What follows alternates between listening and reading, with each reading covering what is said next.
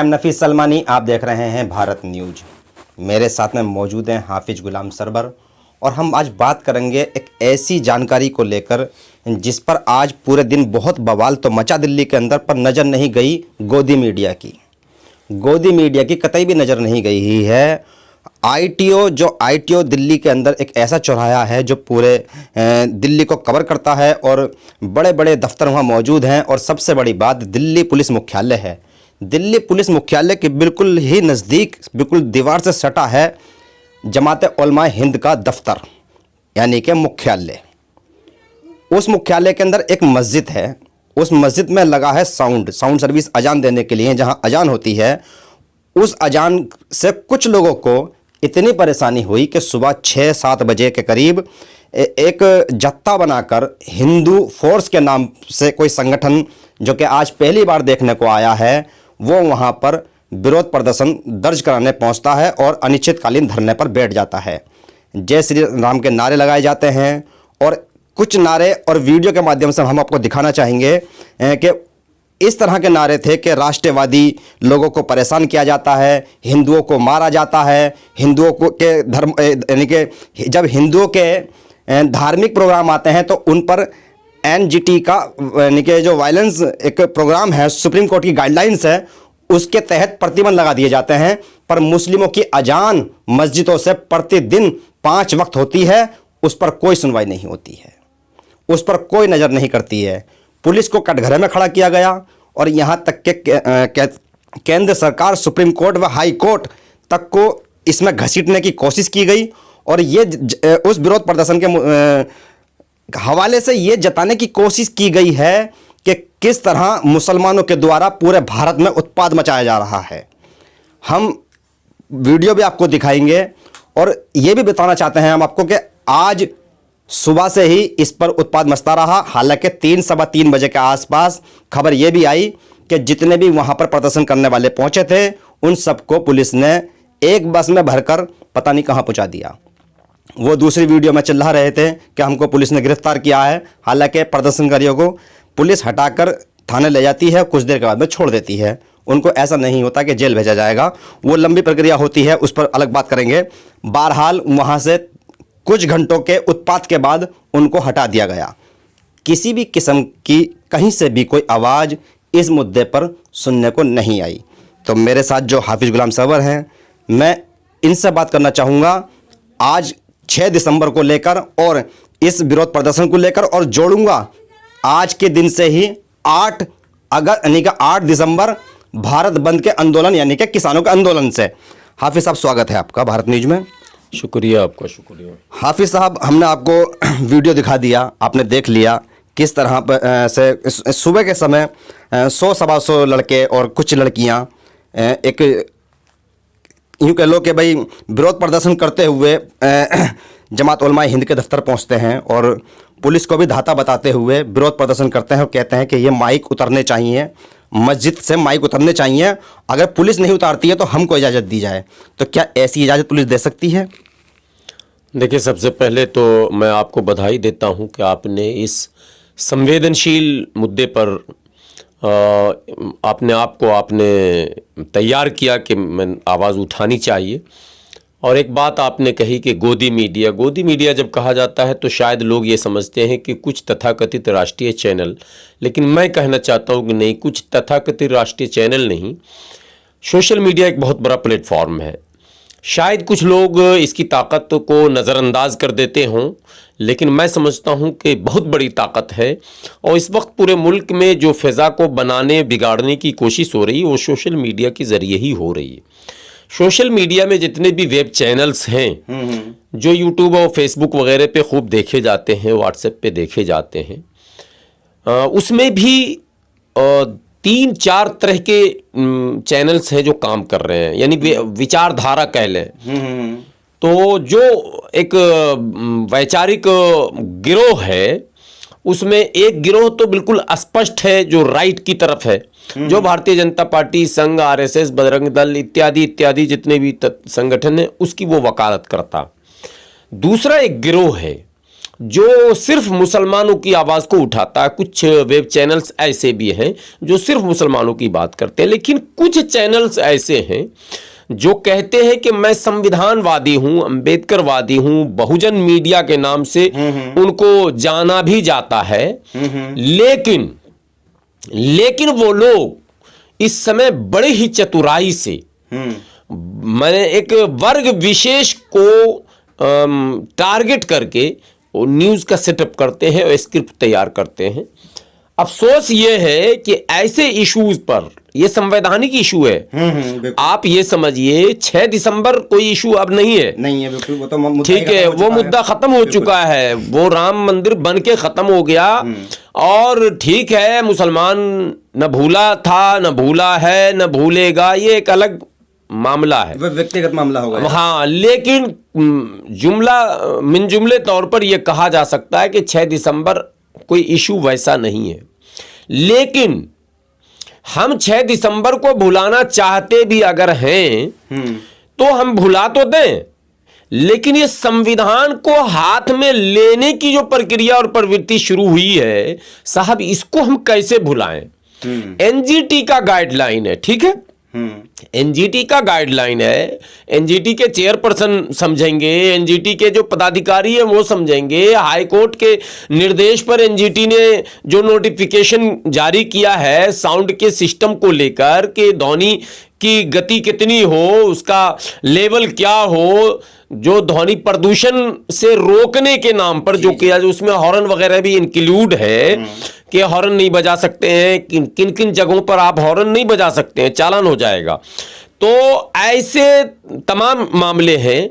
तो एनजीटी का गाइडलाइन हो या गवर्नमेंट के किसी और बॉडी का गाइडलाइन हो, क्या इस पर अमल कराने के लिए कोई तथाकथित संगठन आएगा मैदान में, या उस मैंने विभाग का, जिस विभाग का गाइडलाइन है, एनजीटी के पास तो अमले हैं, एनजीटी के पास लोग हैं, बिल्कुल है, कर्मचारी हैं, अधिकारी हैं, वो क्यों नहीं इसको देख रहे हैं। अब कोरोना वायरस फैला है, मास्क कौन चेक कर रहा?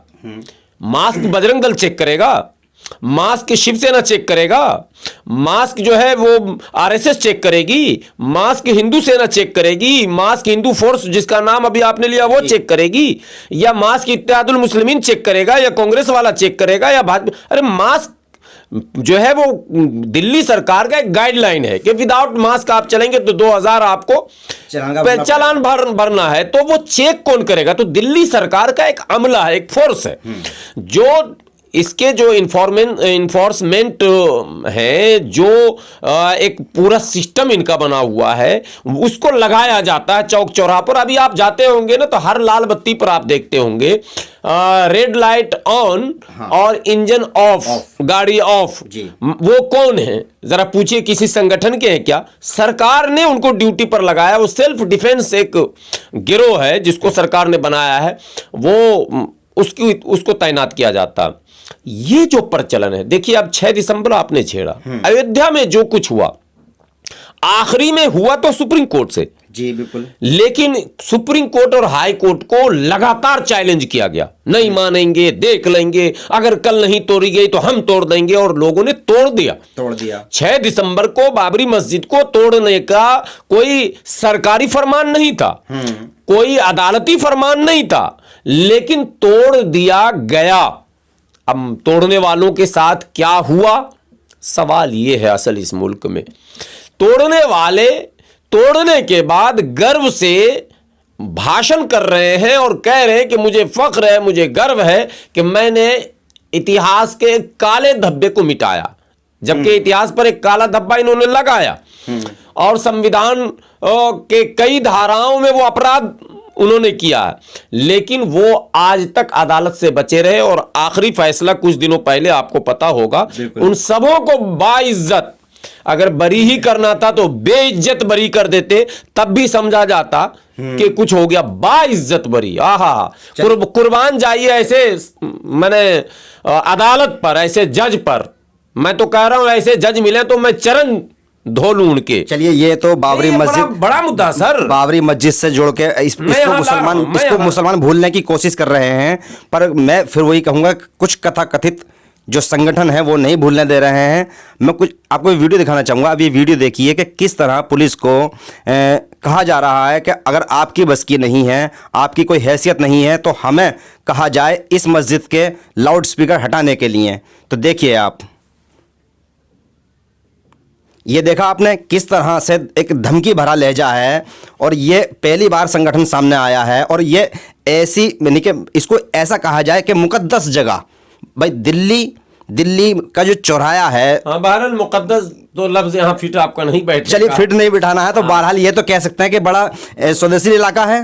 हर महकमा, हाँ, हर महकमा यहाँ पे मौजूद है। आप पहली बात सुन लीजिए जी। आईटीओ चौराहे पर हॉर्न बजाना अपराध है, ये पता है कि नहीं? गाड़ी का हॉर्न नहीं बजा सकते, नहीं बजा सकते। अगर आपने हॉर्न बजा दिया गलती से तो आपका चालान हो जाएगा। वैसी जगह पर जुलूस निकालकर, नारे लगाकर, बात समझिए, इससे पहले कभी जुलूस हुआ नहीं देखे गए हैं? नहीं, जुलूस तो निकलते हैं। दिल्ली पुलिस मुख्यालय है, उसके का घेराव किया जाता था, मुख्यालय का घेराव किया जाता था, ना कि वहाँ किसी ऑफिस को लेकर कोई प्रदर्शन होता हुआ हमने तो नहीं देखा आज तक। आप अगर जमीयत उलमाए हिंद के दफ्तर का भी घेराव कर सकते हैं, घेराव तो किसी का भी किया जा सकता, मगर वो एक वे है, लीगल वे है, एक संवैधानिक रास्ता है कि जमीयत उलमाए हिंद ने अगर कोई ऐसा असंवैधानिक काम कर दिया है जिससे समाज में कोई बड़ा मामला पैदा हो रहा है, तो आप जाइए ना घेरने के लिए। लेकिन आप ये कह रहे हैं कि नहीं, ये लाउड स्पीकर से जो अजान हो रही है यहां, उसको हम रोकने आए हैं और हम रोकेंगे। अगर पुलिस के बस का नहीं है तो बस का नहीं है। पुलिस 2 डंडे अगर लगाती तो उसको पता चल जाता कि पुलिस के बस का क्या क्या है। पुलिस के बस का बहुत कुछ है, मगर अफसोस ये है कि सरकार के बस का अब नहीं हो पा रहा। सरकार की नीयत ये है कि संवैधानिक व्यवस्था को पूर्ण रूप से समाप्त कर दिया जाए और अराजक तत्वों के हाथ में बागडोर दे दिया जाए, और लगभग बागडोर जा भी रहा उसी तरफ। शाहीन बाग में आंदोलन चल रहा था एनआरसी यानी कि सीए के विरोध में। महिलाएं बैठी थी, प्रदर्शन कर रही थी। अचानक ही वो विरोध प्रदर्शन और उग्र हो जाता है, मतलब बढ़ जाता है, उग्र नहीं होता है, बढ़ जाता है। बढ़ते बढ़ते हम ये देखते हैं कि यही माइक था, मैं दिखाना चाहूँगा, जनता को बताना चाहूँगा, दर्शकों को अपने, यही माइक था। और मैंने कपिल मिश्रा की बाइट की थी मौजपुर चौराहे पर। वहाँ पर वो पहुँचे और कुछ ही देर में पहुँचते कहते हैं कि एड़ियाँ उठाने से कद नहीं बढ़ा करते और बीबियाँ बिठाने से कभी कानून वापस नहीं हुआ करते। ये उनका जुमला था। मैं वो भी वीडियो दिखाना चाहूँगा इसके अंदर। इस तरह यानी कि वहाँ पर कुछ ही देर के बाद में अचानक दंगा बढ़ जाता है। इतना बड़ा दंगा बढ़ जाता है कि कम से कम 100 से ज़्यादा लोगों की हत्या हो जाती है। हजारों की तादाद में घर जल जाते हैं, फूक जाते हैं, लोग बेरोजगार हो जाते हैं, कारोबार ठप हो गए और दिल्ली बिल्कुल एक तरह से बदनाम, और यूं कहा जाए तो ज़्यादा बेहतर रहेगा कि एक ऐसा दाग लगा भारत के दिल पर, क्योंकि दिल्ली देश की राजधानी है और दिल है। ऐसा दाग लगा इस दिल पर कि वो भुलाए से नहीं भूला जाएगा। तो क्या 8 दिसंबर को जो होने वाला भारत बंद आंदोलन है, किसानों का जो आंदोलन चल रहा है, किसानों ने भारत बंद बुलाया है और सब उनका समर्थन कर रहे हैं, तो कहीं ऐसा तो नहीं कि मुसलमानों के नाम पर फिर घुमा फिरा कर इस आंदोलन को दबाने की कोशिश की जा रही है कि चलो कैसे भी करके मुसलमान तक सस्ता चाह रहा है? क्या ऐसा कहा जाए? नहीं, बिल्कुल हो रहा है। जब आंदोलन शुरू किया किसानों ने, तो पहले खालिस्तान के नाम पर पंजाब के आंदोलन को कुचलने की कोशिश की गई, क्योंकि आंदोलन शुरू पंजाब से हुआ था। पंजाब के किसान सड़क पर पहली बार आए थे। तो जब पंजाब के किसान आंदोलन करने लगे तो खालिस्तान के नाम पर उस आंदोलन को कमज़ोर करने का जो प्रयास किया गया, उसमें हरियाणा और उत्तर प्रदेश के जब कुछ लोग जुड़ गए, तब जाकर वो खालिस्तानी मुद्दा थोड़ा कमज़ोर पड़ा। अब सरकार इस फिराक में, ये जो मीटिंगें किसानों से हो रही है सरकार और किसान के बीच, और इसमें जो टाइम दिया जा रहा है, 5 मिनट का हमें कृषि मंत्री समय दें, 5 मिनट में 5 पन्ना मैं पढ़ के अंग्रेजी में बता दूंगा। इतना तो अंग्रेजी में टूटी फूटी पढ़ ही लेता हूं और समझा भी दूंगा उनको, क्योंकि ये सरकार सब अंग्रेजी में लिखती है, हिंदी में नहीं लिखती है। कहती है हम राष्ट्रवादी हैं, हिंदी से बहुत दूर है, सब कुछ अंग्रेजी में लिखा जाता है। और बहुत सारी बातें भी मैं कहूंगा नहीं। ये सरकार तो माने इस धर्म को भी नाश करेगी, इस संस्कृति को भी नाश कर देगी, लेकिन सब कुछ नाश होने के बाद होश में कोई आएगा तो माने सब कुछ लुटा के होश में आए तो क्या किए, और दिन में अगर चिराग जलाए तो क्या किए। बहरहाल हमें क्या करना, ना हमारी संस्कृति कभी नष्ट हुई, ना हमारी संस्कृति पे कभी खतरा है, और ना हम परेशान हैं। जो लोग संस्कृति की बात करते हैं उनके लिए मैं कह रहा हूं। तो अंग्रेजी में इन्होंने लिखा 5 मिनट का काम था, 5 घंटे 25 घंटे की अब तक मीटिंग हो चुकी है, 5 घंटे की 5 मीटिंग हुई है, और अब तक सरकार डेट पर डेट दे रही है, तारीख पर तारीख दे रही है। मतलब क्या है ये समझिए, मतलब ये है इसी बीच में सरकार की ये कोशिश है कि किसी भी तरह से कम्युनल जो मामला है वो पूरे देश में कहीं शुरू हो जाए, बड़े पैमाने पर कहीं कुछ हो जाए हिंदू मुस्लिम के नाम पर, और कराने की कोशिश की जा रही है। ये आप आईटीओ एक उदाहरण दे रहे हैं, 10-12 घटनाएं इस बीच में घट चुकी हैं। लेकिन आप देखिए हैदराबाद चुनाव जो हो रहा था, वो चुनाव हो रहा था तो हिंदू मुस्लिम का खेल हो रहा था। अमित शाह बिहार चुनाव में नहीं गए, विधानसभा चुनाव जहां मुख्यमंत्री चुनना है और जहां मेयर चुनना है, वहां अमित शाह रोड शो कर रहे हैं, और वहां योगी जाके कह रहे हैं कि मैं भाग्यनगर बनाऊंगा, हाँ इसको भाग्यनगर बना दूंगा और इसका भाग बदल दूंगा। अरे मेयर क्या भाग बदलेगा, भाग तो प्रधानमंत्री जब 6 साल में नहीं बदल सके और मुख्यमंत्री आप नहीं बदल सके, तो आप नाम तो बदल सकते हो, भाग तो आपके भाग में ही नहीं है किसी का भाग बदलना। ये मैं कह रहा हूं अपनी तरफ से, ये नहीं हो सकता। इनके क्रियाकलापों से ये लग रहा कि भाग किसी का बदलने उदलने वाला नहीं है। बहरहाल ये भागनगर बना रहे थे। उसके बाद बंगाल में इन्होंने शुरू किया। हिंदू मुस्लिम का खेल खेलकर ये जानते हैं कि हमारा बहुत सारा ऐसा एजेंडा है जो पब्लिक से माने की नजर से ओझल हो जाएगा। भ्रष्टाचार हो रहे हैं, घोटाले हो रहे हैं, मुद्दा नहीं बन सकता है। देखिए सूचना का अधिकार कानून था ना, हाँ, खत्म कर दिया गया, बिल्कुल किसी काम का नहीं बचा। देश शांत है।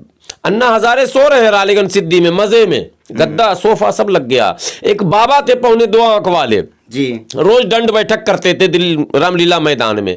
मैं ये ना, और कहते थे 35 रुपए पेट्रोल चाहिए तुमको या 70 रुपए, मौका मिले तो वो वीडियो भी आप दिखा दीजिएगा काट के। ये भी डालते हैं, वीडियो हमारे पास में है, नहीं तो कम से कम विजुअल तो डालेंगे हम। हाँ 35 रुपए लीटर लोगे बच्चों पेट्रोल या 70 रुपए। अब लोग कैसे हैं?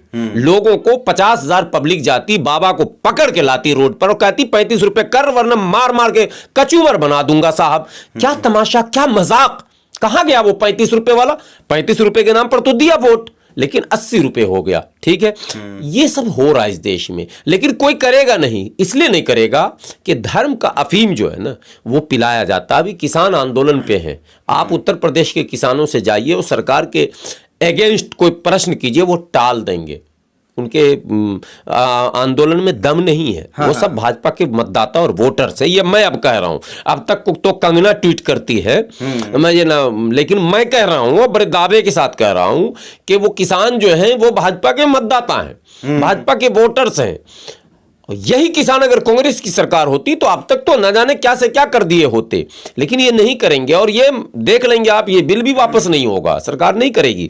बिल वापस करना होता या संशोधन करना होता या किसान को संतुष्ट करना होता, इतना समय नहीं लगता साहब। 5 दौर की बैठक ना होती, घंटा 5 दौर की बैठक, 3 महीने से धरना प्रदर्शन विरोध सब कुछ हो रहा, लेकिन सरकार ये देख रही है कि तमाम विरोध के बाद भी बिहार में भी हमारा गेम सेट था, तमाम विरोध के बाद भी हैदराबाद में भी हम 4 से 48 पे 49 पे पहुंच गए, तमाम विरोध के बाद भी बंगाल में लोकसभा का सीट बढ़ा लिया, विधानसभा के भी हालात उनको लग रहे हैं कि सरकार मेरी बन रही है। और बंगाल में ग्राउंड की रिपोर्ट में बता रहा हूं कि उनकी स्थिति रियल में मजबूत हो रही है, पोलराइज होता जा रहा मतदाता वहां, ध्रुवीकरण तेजी से बंगाल में हो रहा है। आज कल आसनसोल में, अब एक लास्ट बात, ध्रुवीकरण ही राजनीति है, राजनीति है।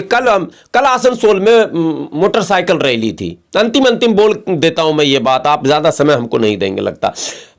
मोटरसाइकिल रैली थी, कोरोना नहीं है वहां। हैदराबाद में अमित शाह की रैली में कोरोना नहीं, योगी की रैली में कोरोना नहीं। रोड शो का फोटो आप वीडियो पब्लिक देखे। मैं पब्लिक से कहना चाहता हूं क्या हो गया आपकी अकल को? कहां आप सोए हुए हैं? क्या इस देश में ऐसे ही देश चलेगा?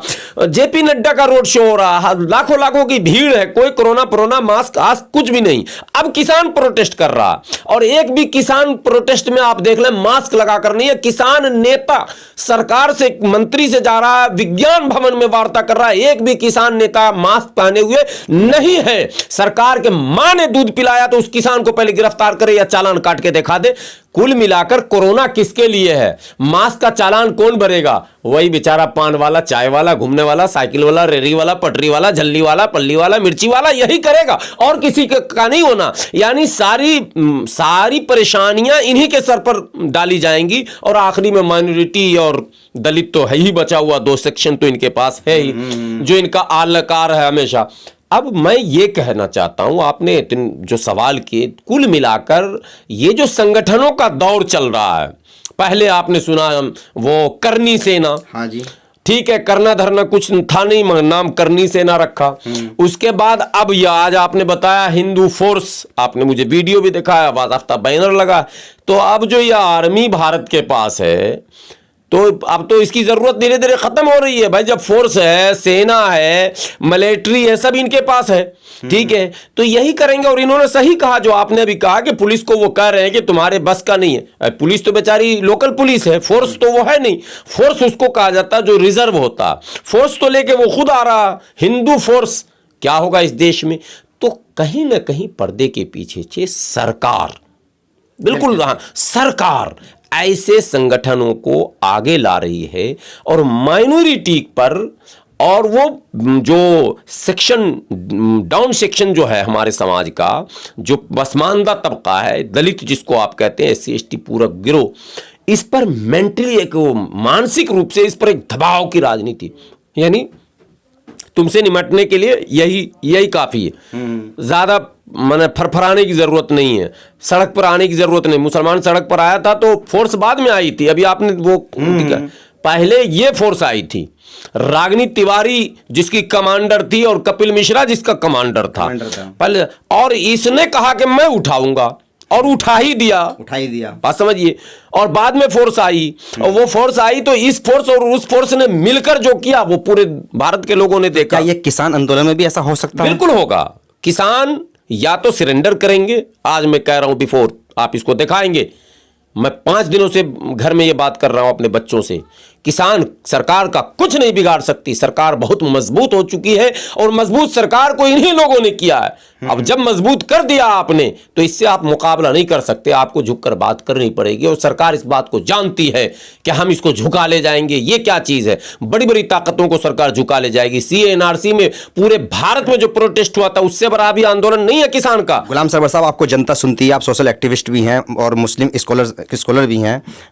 अगर मान लो ऐसे में अगर मुस्लिम रहनुमा अगर मुस्लिमों से अपील करें इस आंदोलन को लेकर, तो क्या अपील करनी चाहिए? देखिए, मैं शुरू से एक बात को कह रहा हूं, किसान तो हिंदू मुसलमान सिख ईसाई होता नहीं है, पर कर तो दिया गया ना इसको, बता रहा हूं। लेकिन मुल्क के हालात बहुत खराब हैं। जैसे व्यापारियों का भी संगठन होता है, आपको पता है, व्यापार मंडल। व्यापारियों के संगठन में भी हिंदू मुस्लिम सिख ईसाई सभी होते हैं। हाँ। जैन ही ज्यादा होते हैं, यानी अमित शाह की बिरादरी के लोग ज्यादा होते हैं। धर्म अमित शाह जैन है। मैं अक्सर बोलता हूं, पता नहीं लोगों क्या, हिंदू के वो नेता जरूर बने हुए हैं, वो जैनी है, वो जैन है, अल्पसंख्यक है वो स्वयं। उनको होना चाहिए था इधर हमारे गिरोह में। अच्छा, लाभ, एक बात और 1 सेकंड के लिए, अल्पसंख्यक मंत्रालय में जितने लाभ हैं वो जैनियों को दिलवा रहे हैं। वो ये भी बता दूं मैं, मुसलमानों को कुछ मिल नहीं रहा, सब जैनियों को मिल रहा है। यहाँ दिल्ली में भी मैंने देखा, भी नहीं मिल रहा, बौद्धिस्टों को भी बहुत कम मिल रहा है, ईसाइयों को नाम मात्र। सब जैनी अभी जो है पूरे अल्पसंख्यक माने मंत्रालय का जो भी लाभ है सरकारी, वो जैनी लेके जा रहे हैं। ये अमित शाह मजे में करवा रहे हैं। बहरहाल, मैं जिस बात को आपको कह रहा था कि धरने प्रदर्शन चाहे वो व्यापारियों के हो, चाहे किसानों के हो, चाहे छात्रों के हो, छात्र भी हिंदू मुस्लिम सिख ईसाई सभी हैं, किसान भी हिंदू मुस्लिम सिख ईसाई सभी हैं, व्यापारी भी हिंदू मुस्लिम सिख ईसाई सभी हैं। लेकिन जब आप प्रदर्शन करेंगे तो आपका नेतृत्व मुसलमान नहीं करेगा। एक दूसरे मुसलमान समर्थन करे, लेकिन मौन समर्थन करे। ये समय का तकाजा है। अगर टोपी में, दाढ़ी में, खिलाने पिलाने, आगे बढ़ाने, नहीं समझे, खूब सेवा करने, ये समय सेवा। कोरोना में आपने सेवा किया, मैं अब मुसलमानों से कह रहा हूं, आपने सवाल किया, मैं कह दे रहा हूं, कोरोना में आपने सेवा किया, आपकी तारीफ भी हुई, आपको सवाब भी मिला, अल्लाह आपके इस मेहनत को कबूल करे।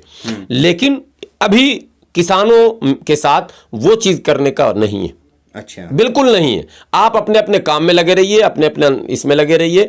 किसान जो है, अगर वो मुसलमान किसान है तो वो किसान के संगठन में होंगे तो जाए वो, लेकिन नेतृत्व करना, हंगामा करना, आम मुसलमान को नहीं जाना चाहिए। आम मुसलमानों को मुस्लिम वज़ाक़ता में मुस्लिम तंजीम वाले बैनर के साथ, जैसे जमीयत उलमा पार्टिसिपेट कर रही है, ये मैं बता दूं, लेकिन मैं इसका तो ऐसा ही तो नहीं है कि जैसे जमात उलमा हिंद वहां पहुंच गया है और फिर उसी को टारगेट बनाया गया आईटीओ पर। मैं कह तो रहा हूं कि सब कुछ होगा। इस बात को मुस्लिम रहनुमाओं को समझना पड़ेगा।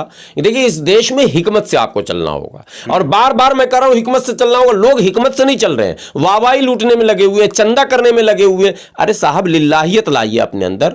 आपको मदद करनी है, मदद के कई रास्ते हैं। मदद का यह मतलब नहीं कि पगड़ी बांध के, दाढ़ी टोपी लेके पहुंच जाएं और वहां भंडारा और लंगर लगा के हम दुनिया को दिखाएं कि देखो हम किसान की मदद कर रहे हैं। सरदार जो कौम है सिख, सालों भर लंगर खिलाती है, वो अगर इसमें भी खिलाती है कोई बात नहीं है। लेकिन ये मुसलमान तो खिलाना सीखा ही है कोरोना के बाद। अब मैं बोलूंगा तो मुसलमान कमेंट करेंगे आप में। हालांकि लंगर तो हमारे विरासत में हमको मिली थी। हाँ, ये तो लंगर तो हजरत अली से, ये हजरत अली हमारा है लंगर। लेकिन हमने छोड़ न दिया साहब। भारत में हमने लंगर को बहुत साल पहले छोड़ दिया, वरना बुजुर्गों का तो ये खास तरीका था। ख्वाजा मोइनुद्दीन चिश्ती से लेकर निजामुद्दीन और वलियों का यह तरीका रहा कि लंगर उनका आम हुआ करता था, और लंगर में कभी भी जिनको खिलाना है उसके मर्जी का खाना हुआ करता था। ये मुसलमान बिरयानी का लंगर करना शुरू कर दिया, गलत रास्ता तो अख्तियार कर गया। लोग, जब आप जिस मुल्क में हैं, बिल्कुल सादा वेजिटेरियन यहां होना चाहिए। देखिए, सरदार लोग जो खिलाते हैं दाल रोटी चावल राजमा कड़ी फला चिला, मतलब जो राइज है। चलिए, ये तो बात हो गई। आपने कह दिया कि मुसलमानों को खुला समर्थन नहीं करना चाहिए और एक तरह संगठन में रहकर नहीं जाना चाहिए। सेवा करनी है, कर दीजिएगा, खाना पिलाना। अब मैं थोड़ा सा ये जानना चाहता हूँ हाफिज गुलाम साहब आपसे कि जिस तरह यहाँ आज ये आंदोलन हुआ, इस आंदोलन पर किसी भी आलिम का या किसी भी जिम्मेदार मुस्लिम का क्यों बयान कोई नहीं आया? क्या इनकी नज़रों से दूर है या इनको खबर मिली नहीं होगी? ये नहीं, खबर सबको मिली है और मैं इस पे खुश हूँ कि मुस्लिम तंजीमों ने खामोशी अख्तियार की। खामोशी भी कई बीमारी का इलाज है। हो क्या रहा है कि वो चाहते हैं, वो संगठन वाले चाहते हो सस्ती लोकप्रियता के लिए, वो जो लंबी दाढ़ी और लाल टोपी पहनकर करनी सेना वाला आता है, वो किसी काम का बंदा नहीं है, लेकिन वो पूरे भारत में उस शोहरत हासिल कर चुका है। चूंकि किसी की मुखालफत में जब आप खूब बोलेंगे, जैसे मैं बोल रहा हूं, और मेरे विरोध में 100 आदमी बोलने लग जाए भारत के 100 शहरों में, हो गए ना हम फेमस। बात समझ रहे कि नहीं? तो सस्ती लोकप्रियता प्राप्त करने का एक माध्यम और मार्ग है जो कपिल मिश्रा ने जिस रास्ते पर चला। हालांकि अल्लाह ने उसको तबाह कर दिया और जिंदगी में वो कभी कुछ नहीं बनेगा। ये भी मैं अभी कह रहा हूं आपके चैनल में, कभी कुछ नहीं बनेगा। वो जो सपना उसका था वो सब खत्म हो गया। बहुत कुछ वो बनता, उसके अंदर क्षमता थी, बहुत पढ़ा लिखा आदमी, मतलब टैलेंटेड जिसको बोलते हैं, लेकिन वो उसको बद्दुआ लग गई। जिंदगी में कभी कुछ नहीं बनेगा। मैं 3 बार ये बात बोल चुका हूं, नहीं बनेगा इंशाअल्लाह। अब आप आइए, ये तंजीमें जो आज आई थी हिंदू फोर्स के नाम से, अगर हमारे लोग भी इस पर रिएक्शन शुरू करते तो अब तक ये चैनलों में चल रहा होता और ये वो जो चेहरे थे वो फेमस हो जाते, वो फिर दूसरी जगह भी जाते। जैसे आप देखें कुछ चेहरे जब चमकते हैं ना तो कहीं भी वो चले जाएं, जैसे रावण का चेहरा कहीं भी पहुंच गया अचानक, चूंकि चेहरा चमक चुका है। कन्हैया का चेहरा चमक चुका, कहीं भी चला जाए, अभी थोड़ा सा हरकत लोगों में आ जाता है, कन्हैया आ गया जी। इसी तरह से कुछ चेहरे ऐसे हैं। तो कोशिश ये भी एक होनी चाहिए कि ज़्यादा इन लोगों को तवज्जो न दिया जाए। जमीयत के लोगों ने या दिगर तंजीम के लोगों ने अगर रिएक्शन नहीं किया, बहुत अच्छा किया कि नहीं किया, लेकिन हाँ लीगली लड़ाई इसकी होनी चाहिए कि ये जुर्रत तुम्हारी कैसे हो गई कि तुम लाउड स्पीकर उतारोगे। क्या सरकारें खत्म हो चुकी हैं? क्या एजेंसियां मतलब सिलेंडर हो चुकी हैं? जितने भी इन्फोर्समेंट के एजेंसियां हैं दिल्ली के अंदर, चाहे वो ट्रांसपोर्ट के लिए हो, चाहे वो पॉल्यूशन के लिए हो, चाहे वो माने यातायात के लिए हो, जिन कामों के लिए जो लगाए गए हैं, क्या वो लोग अपनी ड्यूटी नहीं कर रहे हैं जो आपको घर से निकल कर आकर कहना पड़ रहा? क्या स्वच्छता अभियान जो प्रधानमंत्री जी ने चलाया था और जिसमें कहा था कि सबकी जिम्मेदारी, तो क्या ये भी अब सबकी जिम्मेदारी हो गई? तो कोई लोग क्राइम अगर कोई करेगा तो उसको भी अब हम ही पकड़ के अपने घर में लाके बंद करके पीटे, थाने की जरूरत खत्म। और अगर कहीं कोई चोर पकड़ा जाए तो हम ही उसको पीटे, थाने का खत्म। डकैत पकड़े हम ही करें, थाने का खत्म। यानी तमाम मामले अब पब्लिक ही करे, थाने की जिम्मेदारी, अदालत की जिम्मेदारी खत्म। अदालत को तो ऐसे ही कमजोर कर दिया गया और पुलिस थाने को भी कमजोर किया जा रहा है। उनकी ताकत को बौना करने की कोशिश की जा रही है। तो पुलिस महकमे के लोगों को भी जरूरत है कि आप कम से कम अगर आप सांप्रदायिक नहीं हैं, अगर आप जातीय भावनाओं से ग्रसित नहीं हैं, अगर आपके अंदर क्षेत्रवादी भावनाएं नहीं, तो आप संविधानवादी अगर हैं, आपने शपथ लिया है, तो संवैधानिक कर्तव्यों का आप स्वयं बढ़कर पालन करें। यह आपको अधिकार है। लॉ एंड ऑर्डर को चैलेंज कर रहा है, आपको कह रहा है कि तुमसे नहीं हो रहा तो बताओ। तो ये शब्द तो अगर मेरे जैसा पुलिस अफसर होता तो बहुत पीटता है, हरामखोर, सब कुछ तो हम कर रहे हैं और तू हमको कह रहा हमसे नहीं हो रहा। क्या नहीं हमसे होगा? पहले तेरी पिटाई करके देखता हूं हमसे होता है कि नहीं होता। पुलिस मुख्यालय वहां पर है, बहुत संवेदनशील मामला है, वहां पर परिंदा भी पर नहीं मार सकता है और वहां पर आप 200 लोग जमा हो रहे हैं, नारे लगा रहे हैं और पुलिस को चैलेंज कर रहे हैं। तो जब मुख्यालय पर जाकर हम चैलेंज कर रहे हैं तो फिर थाने में क्या कुछ भी कर सकते हैं? थाने को तो एसएचओ को बंधक बना सकता है ये आदमी। ये मुद्दा है, गंभीर संकट है और संवैधानिक संकट है, इस पर विचार करने की जरूरत है। तो जैसे कि भाई लंबी बातचीत होती जा रही है, हमारे साथ जो हाफिज गुलाम सरवर थे वो एक तरह से सोशल एक्टिविस्ट होने के नाते पूरी तरह से बात रख रहे थे। और मैं ये भी बताता चलूँ कि आपने लगातार वीडियो देखा है, ये आईटीओ का वीडियो है। आईटीओ के पास में, आईटीओ पर एक ऐसी जगह यानी कि बिल्कुल बीच चौराहे पर जमात उलमा हिंद का ये मुख्यालय है और इसके बराबर में जस्ट दिल्ली पुलिस मुख्यालय है और बड़ा चौराहा है। हर यानी कि हर महकमे का दफ्तर यहाँ मौजूद है। बड़े से बड़ा आला अधिकारी यहाँ से गुजरता है और हालांकि कुछ घंटों के अंदर पुलिस ने संयम बरतते हुए बड़ी होशियारी के साथ इस मुद्दे को ख़त्म कर दिया और सोशल मीडिया पर तो खूब प्रोपेगेंडे की तरह इसको नचाया गया वीडियो को कि किस तरह से शेयर किया जाए, हिंदुओं की आवाज़ को दबाया जा रहा है और मेरे भाइयों इस वीडियो को शेयर कर दें, हिंदुओं की आवाज़ बन जाएं। नारे भी ऐसे लगाए जा रहे थे जैसे कि भाई किसी देवता के नारे नहीं, किसी कहा जाता था कि भाई पहले बड़े जो चंबल की घाटियों में रहने वाले डाकू हुआ करते हैं वो नारे लगा के आगे बढ़ते थे। तो इस तरह के धार्मिक नारे लगाए जा रहे थे और भारत को तो भारत माता का जो नारा है उसको तो ऐसा समझ लिया है जैसे कि भाई ये कोई हिंसावादी नारा है। तो ये एक प्यार का नारा था, भारत माता की, हिंदुओं की आस्था से जुड़ा था। या जो लोग संगठन इस नारे को लगाकर थोड़ा सा पब्लिक में जोश भरते थे उसको भी पूरी तरह से ऐसा बना दिया गया नारे को जैसे कि इस ही नारे से दंगे भड़काए जाएंगे। तो कुल मिलाकर जमात उलमा हिंद के जो अंदर कार्यकर्ता होंगे या कर्मचारी होंगे उन्होंने भी संयम बरता और पुलिस ने भी संयम बरता और बड़ी ही साजिंदगी के साथ इस मुद्दे को दबा दिया गया। बहरहाल अब ऐसी घटना ना हो। 8 दिसंबर बिल्कुल नज़दीक है, भारत बंद का ऐलान हो चुका है और दिल्ली के चारों ओर जितने भी बॉर्डर हैं वो सारे के सारे सील हैं, पब्लिक आ जा नहीं रही है और किसान आंदोलन पर डटे हैं और उनकी एक ही मांग है कि जब तक कानून हटेगा नहीं हम हटेंगे नहीं। मैं एम नफीस सलमानी, आप देख रहे थे भारत न्यूज़।